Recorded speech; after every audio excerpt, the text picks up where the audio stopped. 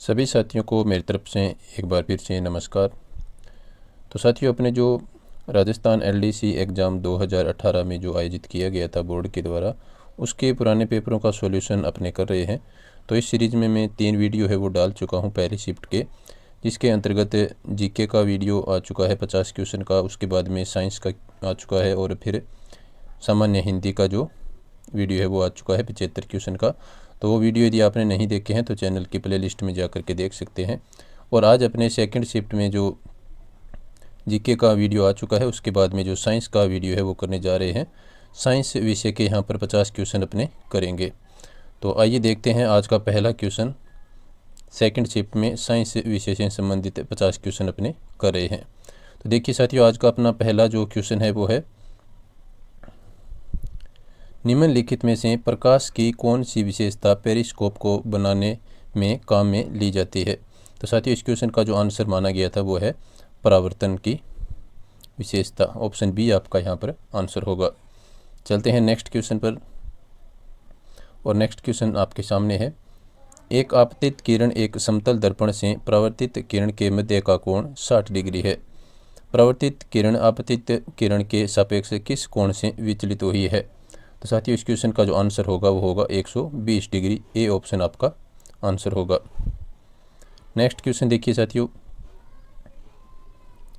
एक कूलाम आवेश में कितने इलेक्ट्रॉन होते हैं। तो साथियों, इस क्वेश्चन का जो आंसर है वो ऑप्शन ए होगा, 6.25 इंटू 10⁻18। ये ऑप्शन यहाँ पर आपका आंसर होगा। नेक्स्ट क्वेश्चन देखिए साथियों, नेत्र लेंस पर एक अपारदर्शी झिल्ली बन गई है जो कि दृष्टि पर प्रतिकूल प्रभाव डालती है। इस नेत्र दोष को क्या कहते हैं। तो साथियों, इस नेत्र दोष को कहते हैं अपने मोतियाबिंद के नाम से इसको जाना जाता है। तो सी ऑप्शन यहाँ पर आपका आंसर होगा। चलते हैं अपने नेक्स्ट क्वेश्चन पर। 105 नंबर क्वेश्चन पर अपने पहुंच चुके हैं। निम्नलिखित में से कौन एक आभासी प्रतिबिंब बनाता है जो हमेशा बिंब से छोटा होता है। साथियों, इस क्वेश्चन का आंसर होगा अवतल लेंस। सी ऑप्शन यहाँ पर आपका आंसर रहेगा। नेक्स्ट क्वेश्चन देखिए, किसी सेल का विद्युत वाहक बल। तो इन 4 ऑप्शन में से आपको बताना है कि किसी सेल का विद्युत वाहक बल है वो क्या होता है। तो साथियों, यहाँ पर जो आपका आंसर रहेगा वो रहेगा, खुले परिपथ में दोनों टर्मिनलों के बीच की अधिकतम वोल्टता है। तो ये है आपका किसी सेल का विद्युत वाहक बल। ऑप्शन सी यहाँ पर आपका आंसर रहेगा। नेक्स्ट देखिए साथियों, 10 एम्पीयर की धारा के द्वारा 1 घंटे में स्थानांतरित आवेश की मात्रा है। तो साथियों, इसकी जो आवेश की मात्रा है वो होगी 3.6 इंटू 10⁴ सी। बी ऑप्शन यहाँ पर आपका आंसर होगा। नेक्स्ट क्वेश्चन देखिए साथियों, 108 नंबर क्वेश्चन।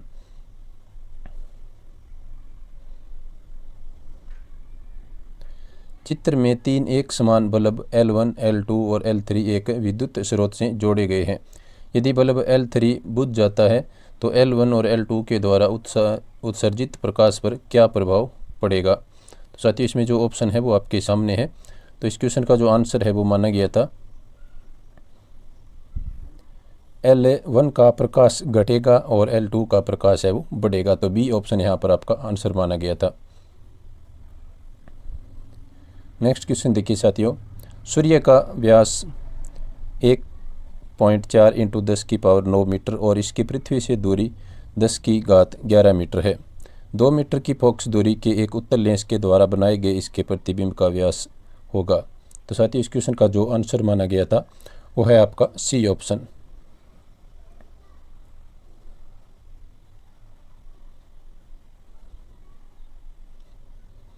नेक्स्ट क्वेश्चन देखिए साथियों, 110 नंबर क्वेश्चन। घरों में अधिकतम 15 एक धारा के विद्युत वितरण परिपथ में फ्यूज तार है वो बना होता है। तो यानी जो घरों में विद्युत वितरण का जो फ्यूज तार है उसमें कौन कौन सी है वो धातु लगी हुई होती है और कितने प्रतिशत लगी हुई होती है, ये आपसे पूछा गया है। तो साथियों, यहाँ पर जो आपका आंसर होगा वो होगा 37% उसमें शीशा होता है और 63% टीन होता है। तो इसके अनुसार आपका ए ऑप्शन है वो आंसर होगा। नेक्स्ट देखिए साथियों, 111 नंबर क्वेश्चन। एक जनित्र में प्रेरित धारा की दिशा ज्ञात करने के लिए निम्नलिखित में से कौन सा नियम उपयोग किया जाता है। तो साथियों यहाँ पर जो नियम काम में लिया जाएगा वो होगा आपका फ्लेमिंग का दाएं हाथ का नियम। ऑप्शन बी आपका यहाँ पर आंसर होगा। नेक्स्ट क्वेश्चन देखिए 112 नंबर क्वेश्चन। निम्नलिखित में से किस घटना या कार्य में विद्युत चुंबकीय प्रेरण का उपयोग होता है। तो साथियों यहाँ पर जो आपका आंसर होगा वो होगा ऑप्शन डी, कच्चे लोहे के एक टुकड़े को धारा प्रवाहित प्रणालिका के अंदर रखकर चुंबकित करने में। तो डी ऑप्शन यहाँ पर आपका आंसर है वो माना गया है। चलते हैं 113 नंबर क्वेश्चन पर। प्रतिरोधकता की इकाई आपको यहाँ पर बतानी है, प्रतिरोधकता की इकाई है। तो साथियों इस क्वेश्चन को बोर्ड ने है वो फाइनल आंसर की में डिलीट कर दिया गया था, इसमें कोई प्रॉपर आंसर है वो नहीं है। तो 113 नंबर क्वेश्चन है वो आपका डिलीट है वो कर दिया गया था। चलते हैं 114 नंबर क्वेश्चन पर। प्रकाश का उसके घटक रंगों में विभाजन है वो कहलाता है।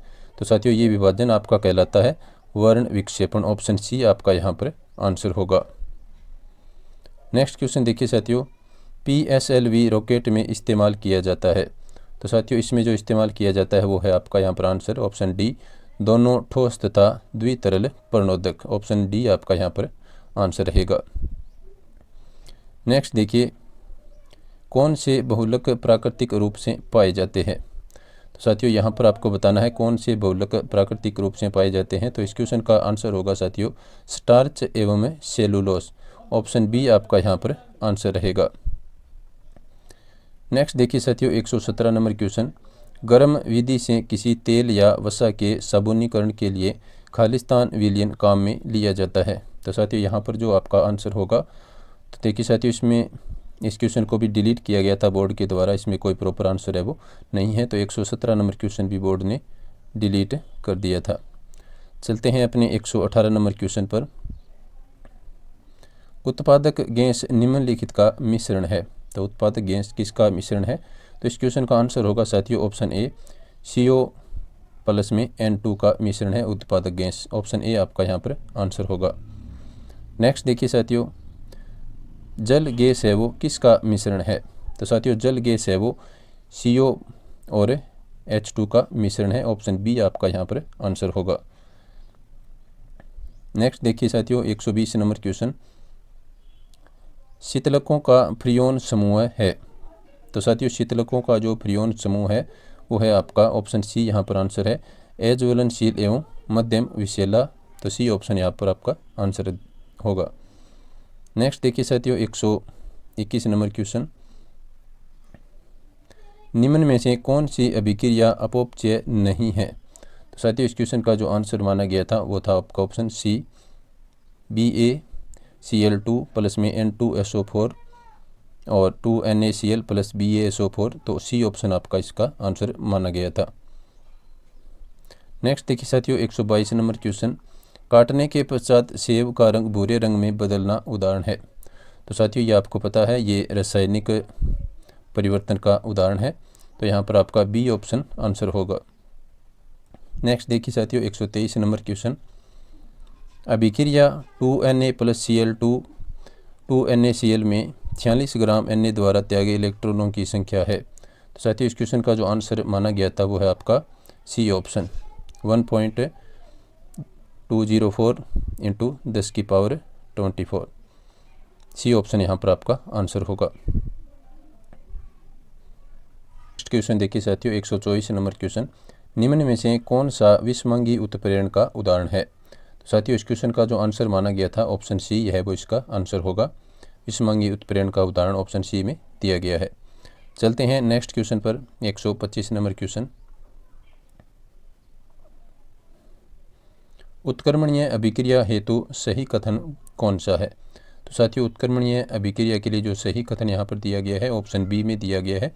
उत्प्रेरक अगर और पद से दोनों अभिक्रियाओं को समान रूप से प्रभावित करता है। तो बी ऑप्शन यहाँ पर आपका आंसर होगा। नेक्स्ट क्वेश्चन देखिए साथियों 126 नंबर क्वेश्चन।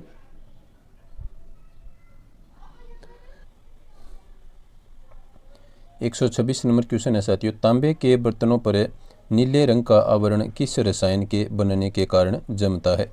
साथियों इस क्वेश्चन का आंसर होगा option C, Cu(OH2.CuCO3). Option C आपका यहाँ पर आंसर होगा। नेक्स्ट क्वेश्चन देखिए साथियों, पोटेशियम धातु को अधिक्य वायु में जलाने पर निम्नलिखित में से कौन सा ऑक्साइड बनता है? तो साथियों इससे जो ऑक्साइड बनता है वो है KO2। ऑप्शन सी आपका यहाँ पर आंसर होगा। नेक्स्ट देखिए साथियों 128 नंबर क्वेश्चन, XeF4 की संरचना है तो किस प्रकार की संरचना है ये आपसे पूछा है। तो इसका आंसर होगा साथियों वर्गाकार समतलीय। ए ऑप्शन यहाँ पर आपका आंसर रहेगा। नेक्स्ट देखिए 129 नंबर क्वेश्चन, किस रक्त समूह को सार्वजनिक दाता कहा जाता है? ये क्वेश्चन काफ़ी बार पुराने पेपरों में पूछा गया है। तो साथियों यहाँ पर जो सार्वत्रिक दाता है वो होगा आपका option D O-। Option D आपका यहाँ पर आंसर रहेगा।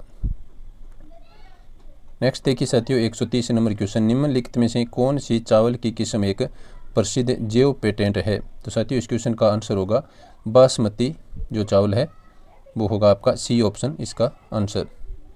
नेक्स्ट देखिए साथियों 131 नंबर क्वेश्चन, विटामिन सी की कमी से कौन सा रोग होता है?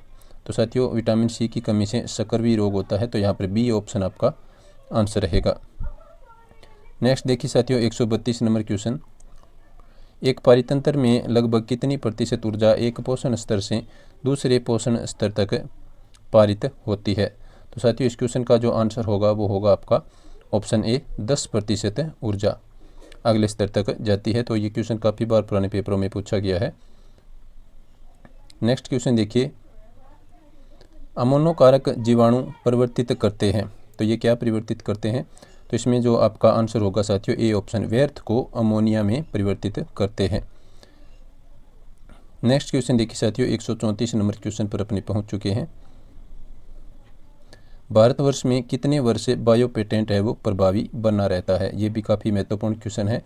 तो साथियों भारत में जो बायो पेटेंट है वो 20 वर्ष तक प्रभावी बना रहता है। तो डी ऑप्शन आपका आंसर होगा। नेक्स्ट देखिए साथियों 135 नंबर क्वेश्चन, जीव में यकायक पैतृक परिवर्तन को कहते हैं। तो साथियों इस परिवर्तन को अपने कहते हैं उत्परिवर्तन। बी ऑप्शन आपका आंसर होगा। नेक्स्ट देखिए साथियों 136 नंबर क्वेश्चन, वर्मी कंपोस्ट एक पर्यावरण अनुकूलित खाद मानी जाती है जो प्राप्त होती है। तो साथियों ये हमें केंचुओं से प्राप्त होती है। तो सी ऑप्शन आपका आंसर होगा। ये क्वेश्चन भी काफ़ी बार पुराने पेपरों में पूछा गया है। नेक्स्ट देखिए साथियों 137 नंबर क्वेश्चन, विम्पुषण प्रक्रिया में क्या होता है? तो साथियों इसमें परागकोश है वो हटाते हैं, परागकोश हटाते हैं। तो ए ऑप्शन आपका इसमें आंसर रहेगा। नेक्स्ट देखिए साथियों 138 नंबर क्वेश्चन, निम्न में से किस जीवाणु से प्रतिबंधित एंजाइम प्राप्त होते हैं? तो साथियों ये क्वेश्चन भी बोर्ड ने फाइनल आंसर की में डिलीट है वो कर दिया था। तो इसमें 138 नंबर क्वेश्चन भी डिलीट है। चलते हैं 139 नंबर क्वेश्चन की तरफ। मेंडल ने मटर के अलावा एक और पादप पर कार्य किया तो वह कौन सा पादप था? तो साथियों वो पादप था आपका हिरेशियम। इसमें 139 नंबर क्वेश्चन में जो आपका आंसर होगा वो होगा हिरेशियम, ऑप्शन सी।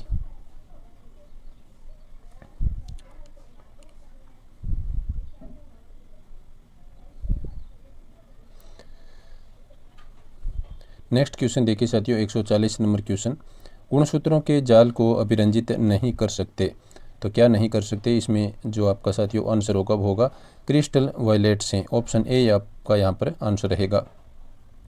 नेक्स्ट क्वेश्चन देखिए साथियों 141 नंबर क्वेश्चन,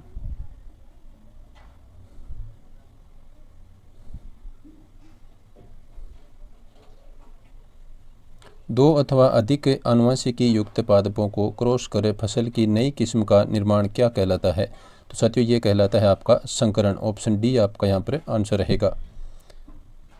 142 नंबर क्वेश्चन देखिए साथियों, निम्नलिखित में से कौन एक गैसीय प्रकार का चक्कर है वो नहीं है? तो साथियों इस क्वेश्चन का जो आंसर होगा वो होगा आपका फास्फोरस चक्कर। ऑप्शन सी आपका यहाँ पर आंसर रहेगा। 143 नंबर क्वेश्चन देखिए, कौन से भारतीय वैज्ञानिक को 2016 में हॉल ऑफ फेम में शामिल किया गया था? तो साथियों इस क्वेश्चन का आंसर होगा UR राव को। बी ऑप्शन आपका आंसर रहेगा। नेक्स्ट क्वेश्चन देखिए साथियों 144 नंबर क्वेश्चन, भारत का पहला सार्वजनिक इंटरनेट सेवा प्रदाता है? तो साथियों इसका आंसर होगा आपका ऑप्शन ए विदेश संचार निगम लिमिटेड। ए ऑप्शन आपका आंसर होगा। ये क्वेश्चन भी काफ़ी बार पुराने पेपरों में पूछा जा चुका है। नेक्स्ट देखिए साथियों 145 नंबर क्वेश्चन, OSI मॉडल की फिजिकल लेयर में खालिस्तान का प्रयोग होता है। तो साथियों इसमें कोएक्सियल केबल का प्रयोग किया जाता है, तो इसमें बी ऑप्शन आपका आंसर होगा। ये कंप्यूटर से संबंधित क्वेश्चन है वो आपका रहेगा। नेक्स्ट देखिए साथियों 146 नंबर क्वेश्चन, इसरो के वाणिज्यिक शाखा का क्या नाम है? तो साथियों इस शाखा का नाम है अंतरिक्ष। ऑप्शन ए आपका आंसर रहेगा। नेक्स्ट देखिए साथियों 147 नंबर क्वेश्चन, खालिस्तान एक खुला ऑडियो संपीड़न प्रारूप है। तो साथियों इस क्वेश्चन का आंसर होगा आपका ऑप्शन बी ओग बोरबिस। बी ऑप्शन आपका आंसर रहेगा।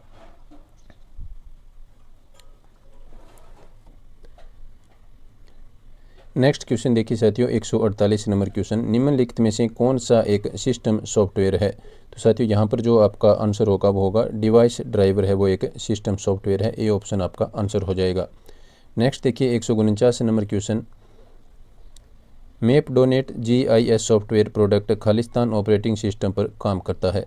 तो साथियों ये करता है आपका विंडोज़ ऑपरेटिंग सिस्टम पर कार्य करता है। ए ऑप्शन आपका आंसर होगा। और नेक्स्ट और आखिरी क्वेश्चन है, कैटसेट 1 के लिए एक उपग्रह है, तो कौन सा है? तो इसका जो आंसर होगा साथियों वो होगा मौसम पूर्वानुमान से संबंधित ये उपग्रह है।